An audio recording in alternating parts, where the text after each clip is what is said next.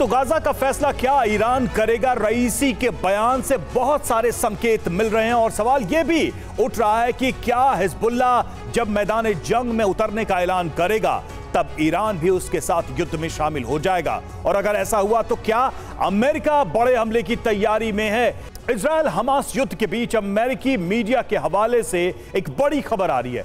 बंधकों की रिहाई को लेकर इजरायल और हमास के बीच बातचीत जारी है।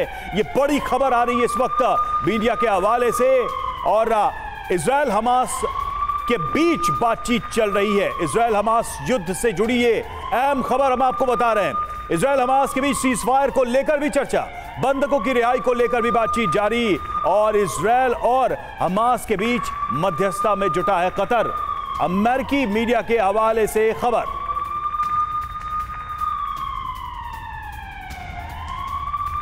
तो यह अपने आप में एक बड़ी खबर है। अगर अमेरिकन मीडिया की बात करें तो उनके हवाले से खबर सामने आ रही है कि हमास और इजरायल के बीच बातचीत चल रही है। एक तरफ बंधकों की रिहाई, दूसरी तरफ सीज फायर को लेकर भी बात हुई है। यह भी जानकारी सामने आ रही है। बंधकों का मुद्दा दोनों के बीच सबसे बड़ा मुद्दा है और हमास को लेकर इजरायल ने शुरू से अपना स्टैंड साफ किया है कि जब तक बंधकों की रिहाई नहीं होगी युद्ध विराम तक कोई नौबत नहीं आएगी।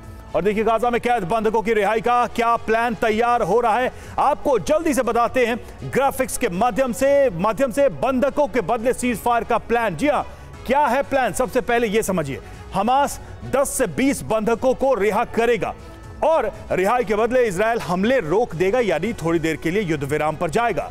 युद्ध खत्म करने को लेकर बातचीत जारी रहेगी, कॉन्वर्सेशन जारी रहेगा। हमास 100 और बंधकों को रिहा करेगा। हमास की मांग क्या है तो यह भी देखिए, इजरायल गाजा पर हमले बंद करे, पहली डिमांड तो यही है, और गाजा के लिए अधिक मानवीय सहायता दे क्योंकि वहां पर संकट बहुत ही गहरा है। अस्पतालों के लिए ईंधन और दवाइयों की जरूरत है, वो भी दे। इजरायली जेलों में बंद महिलाओं और बच्चों की रिहाई की जाए। अब इसका अर्थ क्या है? बातचीत और उसके साथ इन कंडीशंस, इन सबको मिलाएं तो इसका अर्थ क्या बनता है? बातचीत के जरिए हल निकालने का रास्ता खुलेगा, इसके लिए प्रयास होंगे। मध्य पूर्व पर मंडरा रहा युद्ध का खतरा टल सकता है। दुनिया एक बड़े युद्ध के खतरे से बच जाएगी, ये भी इसके अर्थ हैं, इसके संकेत हैं अगर ये बातचीत आगे बढ़ी तो। हमारे साथ इस वक्त हमारे सहयोगी विपिन इस वक्त मौजूद है, विपिन चौबे, जो कि वॉर जोन में मौजूद हैं इस वक्त ग्राउंड जीरो पर। विपिन हमारे साथ हैं और साथ ही देखिए हमारे दो मेहमान भी जुड़ चुके हैं। मेजर जनरल सुधाकर, रक्षा विशेषज्ञ, हमारे साथ जुड़े हुए, और ब्रिगेडियर रिटायर्ड विनोद दत्ता हमारे साथ इस वक्त जुड़े हैं। लेकिन सबसे पहले मैं जाऊंगा विपिन के पास। विपिन, आज कहां हैं आप? और देखिए इस बीच खबर हम ये भी बता रहे हैं कि बैकडोर से युद्ध विराम की, रिहाई की, बंधकों के बातचीत की कोशिश भी चल रही है। इससे जुड़ी कोई खबर क्या आप सुन पा रहे हैं? वहां के हवाओं में बारूदी हवा तो है, लेकिन बातचीत की भी क्या कोई हवा बन रही है?